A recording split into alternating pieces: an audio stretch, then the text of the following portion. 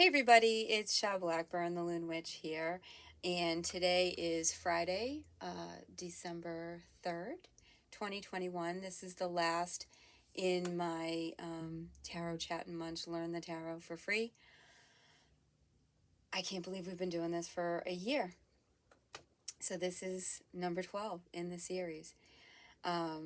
Anyway, I want to thank you for sticking with me, and I hope that you have enjoyed what you've been learning. I'm at the tail end of a cold, so sorry for being a little stuffed up.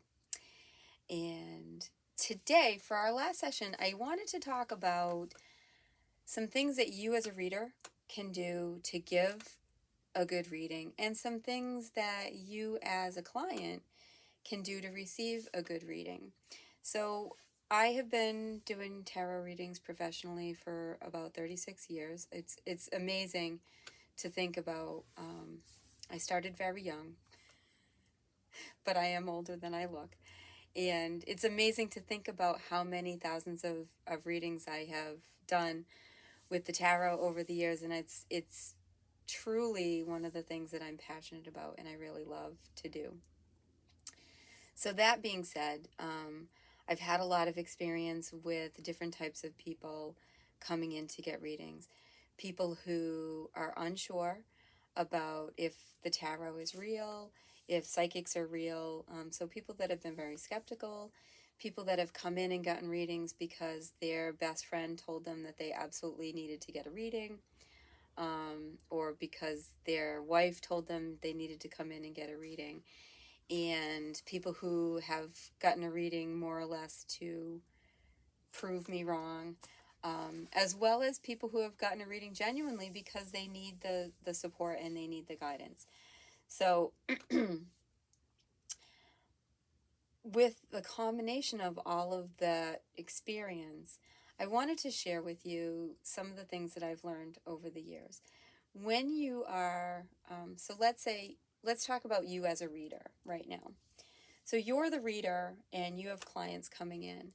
And with those readings, with those clients coming in, you want to give them the best guidance possible. And that's really important, that you feel confident with your cards, with your ability to tell the story of their life in this moment. So if you don't feel confident and you don't feel comfortable developing those stories based on what this card and this card are saying when they're talking to each other and how that relates back to a person, don't jump into doing readings. Still keep working on honing that skill. Work on doing readings for news stories. Record yourself audio, talking through the reading. Work with, if you've got a friend that's willing to work with you, work with a friend. Because you don't want to be giving somebody information and stumbling over the information that you're giving, or backpedaling on that information. If you say to the person, well, I see that you have some financial challenges coming up and you want to pay attention to how much you're spending on your credit card, et cetera, et cetera, et cetera. I mean, that's just good advice, period, no matter what. But if you see that in the cards, if you see that Five of Pentacles and you know that there's going to be a financial struggle coming up, and you're giving your client that information and they say, well, I don't think that that's going to happen, because I make $100,000 a year and I have a really secure job and blah, blah, blah, blah, blah. That's not the time for you as the reader to back up and say, oh, okay, well, maybe it's going to be this other thing, or maybe it's going to be something else, and try kind of grasping at straws to figure out what the client wants to hear. That's not your job. Your job is to give them the information that you see in the cards, the information that's being relayed to you. Whether they believe it or don't believe it is beside the point. They're coming to get information. You see this information. You're giving the information. Now, it doesn't mean that you should argue with your client, but what I do teach my students is that you as the reader, you are right. And if they don't want to accept that information, that's entirely up to them, but it's not up to you to then change your story, change the information you're giving to appease your client. You need to just say, well, this is what I'm seeing in the cards, so take it for what it is, and sit on the information for a couple of days, and maybe something is going to pop up that's going to make you understand this a little bit more, or see the truth in what I'm telling you. And some clients can be really difficult. It's true. It's just, no matter what industry you're in, if you are working in a retail environment and somebody comes in, you know, if you work at Cumberland Farms and somebody comes in and they want Pringles and there's no Pringles on the shelf, they're going to get mad. You know, they may or may not say something to you about it. Or if the price of things goes up and they came in last week and it was 25 cents less or $1 less last week, they're probably going to say something. And it's not your job to appease them. It's just your job at that moment to be like, well, this is the price. Excuse me. So that's really important. Like, you don't backpedal on information that you're giving. So if you're not 100% confident in your connection to the cards and your ability to relay that information, don't do readings at this point. You want to keep working on honing that craft. Other things that you can do when your client is shuffling the cards, you want to sit with your ankles crossed, because you don't want, these cards are your best friends. You don't want to get your energy into the card shuffling, right? So you want to close that energy off. You can sit with your ankles crossed. You can't see my ankles right now, but they are crossed. You can sit with your hands folded on your table or in your lap while the person is shuffling the cards. And that keeps you, excuse me, every time I do a video I yawn. It's weird. That keeps you in your own container, and it allows them to get their energy into the cards so that the information that you're seeing is specifically for them based on the energy they put into the cards. Other things that you can do is set a pleasing environment. Most people, when they come in here, they do acknowledge that it's cozy, it's cute, it's comfortable. People enjoy being in this environment. It's a little bit bright. I got the curtains open because I put plants in the healing room so that we get some nice life activity in here. And so I've been keeping these curtains open so they can get some light. But anyway, build up a nice space. Even if you're doing readings on FaceTime or Zoom or whatever, if people are going to be seeing you, you want them to see a pleasing environment. You don't want to be doing readings in your kitchen with your kids running around, or in the living room while your husband or your boyfriend or, you know, whatever is watching football, right? You want the client to feel special. You want the client to know that you are giving them your undivided attention. That time that they've booked with you is their time, you know. Things that you can counsel your client in is their body language, right? If you have a client that's sitting with their arms folded, they're not open to receiving information from you. So you want to ask them to uncross their arms. You want to make sure that you're telling them while they're shuffling the cards, their ankles should be uncrossed because they need to get all their energy into the cards. You want to make sure that they feel comfortable. And what I find is when I see clients, I prefer to not get a lot of background information about them, right? Don't tell me anything. I just need your first name. You know, if they're on the phone with you and they've booked a session on the phone with you, then you're going to have that information from them booking the appointment. You're going to have their name, their phone number, and things like that. You're not Googling these people before you're reading, or after, for that matter, right? That information is just so that when you're on a call with them or you're on a video with them, you can be like, hi, John, how are you today? Blah, blah, blah, blah, blah, blah, blah. And you have that interaction. If you are doing a phone reading or a video reading and your client's not in person with you, it falls to you to shuffle the cards on their behalf. So in that instant, you still want your ankles crossed because you don't want your energy in your cards, right? Your energy is already in your cards. So you want to close your ankles off, but the rest of your body posture should be very open. And you want to have very mild conversation while you're talking on the phone with that person, right? The mild conversation can be like, oh, how are you, John? It's raining today here in Rainham, or it's snowing, or it's a beautiful sunny day. I hope the weather is good where you are. You can make small talk with them, but you're not asking them questions other than, how are you today? How's the weather where you are?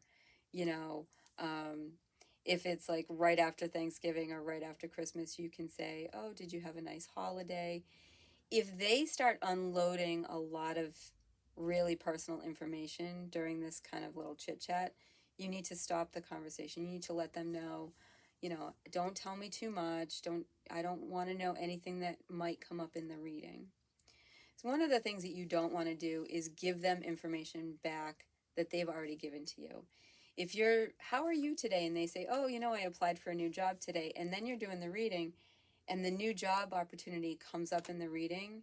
It's hard for you as the reader to kind of gauge, like, am I seeing this as a new job opportunity because John already told me he's looking for a new job? Or am I seeing this because this is genuinely something that we need to talk about? And you don't ever want to question your ability by having that too much information, right?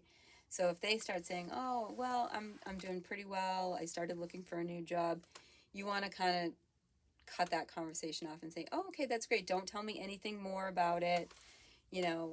How's the weather?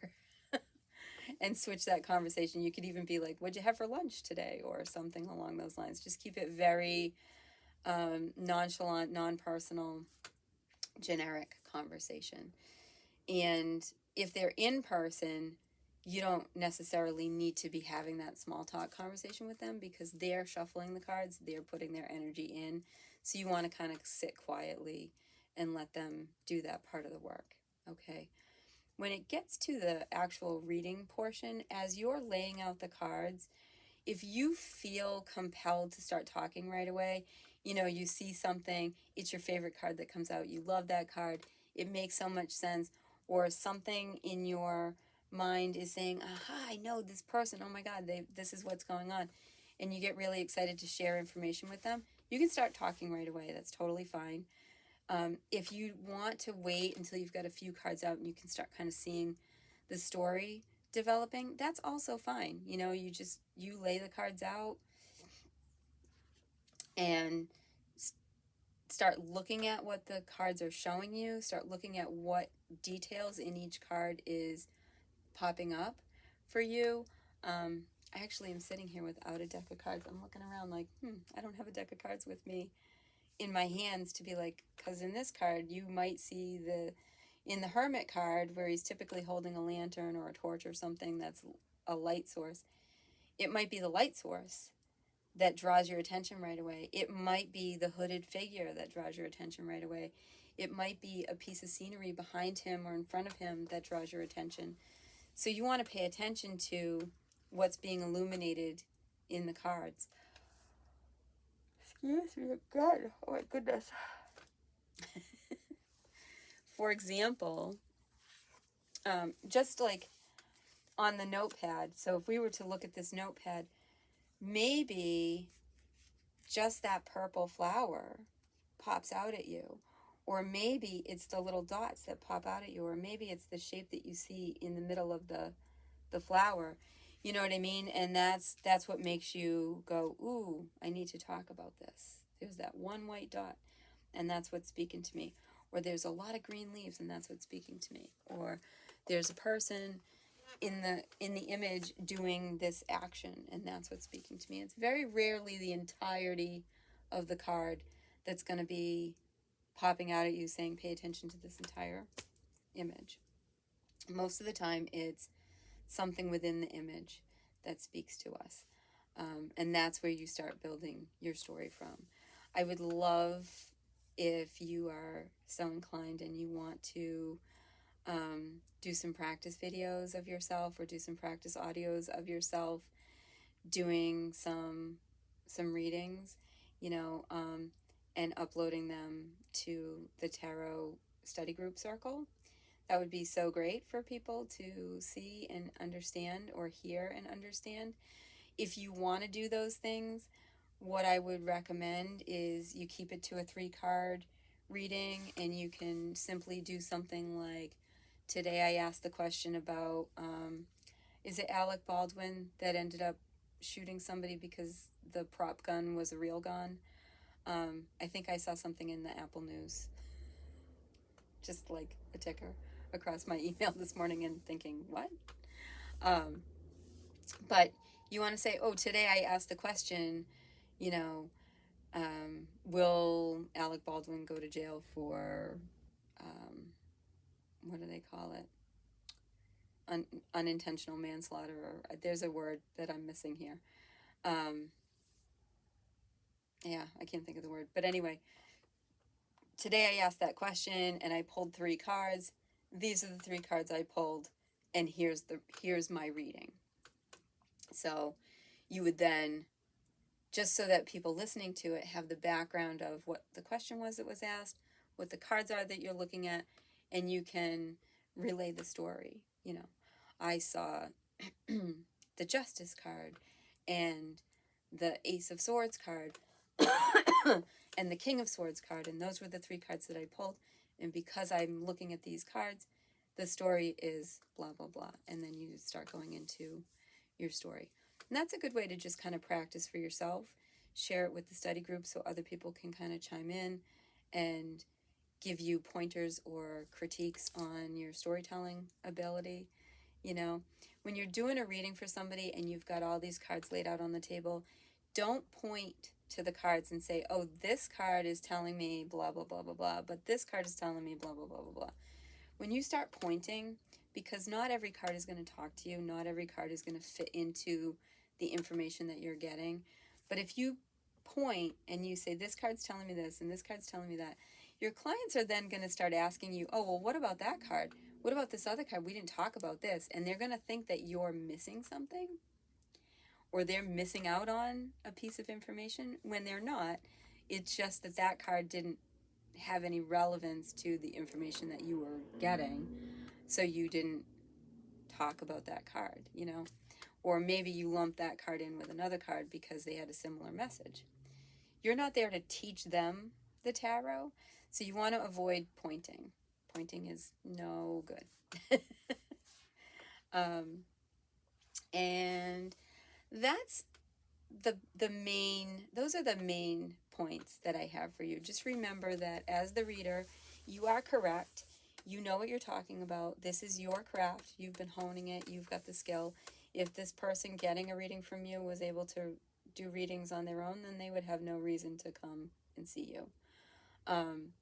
If they disagree, then your best course of action is to just acknowledge that it's okay for them to disagree, but you see what you see, and that's the information that you've been given. So there. My advice in terms of getting payment, normally when people graduate from my tarot class, I tell them, this is the last free reading that you're going to do for anybody. And I say that because the classes tend to be intense, and by the time you're done, part of your final is that you have to read for somebody you don't know. I bring people in for you to read, and it shows you that you know what you're doing, that you've learned how to do this process, how to do a reading for somebody. And because of that, then if you want to do readings for charity, that's fine, that's totally on you, but you're going to be compensated somehow. Like if you're doing readings for charity, you're not getting paid, but the charity is getting paid. You know, so you're doing that as a service to support this charity that you're passionate about. If you are doing the readings for coffee or groceries or take me out to dinner, I'll give you a reading kind of thing, that's fine too. You're still getting compensated. There's still an exchange that's happening, okay? But no more free readings for friends or family or anything else. Once you've established that you know the process, you know what you're doing, and you feel confident in your storytelling. That's the big thing, because when you don't value yourself, people won't value you. I do recommend that people start out doing small readings, mini readings that are like a 15-minute reading, and don't charge less than $10.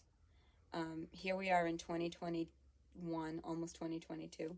I almost said 2022, but here we are at the end of 2021, and if you're doing readings for $5, people don't have any value in that, and they're going to think, oh, geez, she doesn't even know what she's talking about. But if you let people know, I'm new and I want to build up my skill set and blah, blah, blah, blah, blah, and you're offering $10 readings, then you're going to get decent clients that are going to respect that you're learning, and they may actually give you some constructive criticism based on your interaction with them.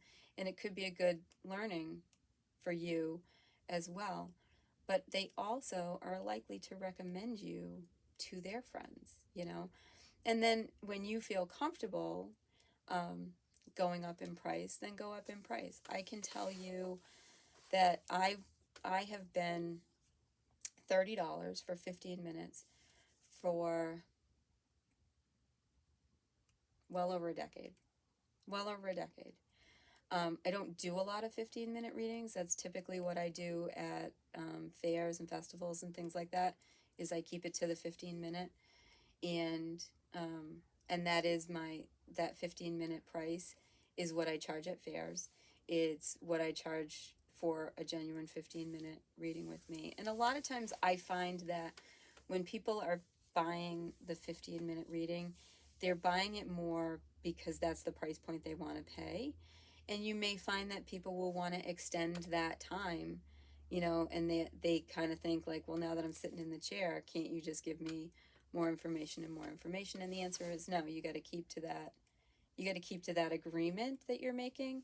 If you're charging $10 or $20 or $30 for a 15-minute reading, then when that 15 minutes is up, your reading is pretty much done, and you need to work on what your reading layout is going to be so that you can know exactly what you can get through in that 15-minute time slot.